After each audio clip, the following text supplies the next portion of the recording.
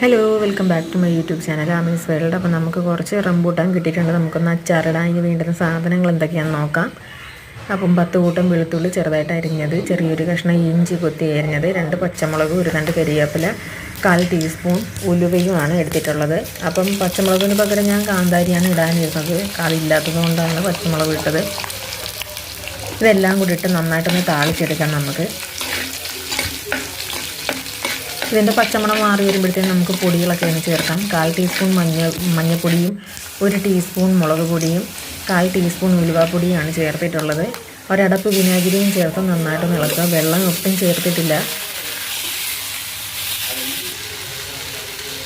ആവശ്യത്തിനുള്ള ഉപ്പ് ഇട്ട് കായപ്പൊടിയും ചേർത്ത് കൊടുക്കുക. 1/4 ടീസ്പൂണോളം കായപ്പൊടിയും ചേർത്തിട്ടുണ്ട്. നമ്മുടെ അച്ചാർ റെഡി ആയിട്ടുണ്ട്. എല്ലാവരും ഒന്ന് ട്രൈ ചെയ്ത് നോക്കിയിട്ട് അഭിപ്രായം കമൻറ്റ് ചെയ്യുക. വീഡിയോ ഇഷ്ടപ്പെട്ട ചാനൽ സബ്സ്ക്രൈബ് ചെയ്യുക.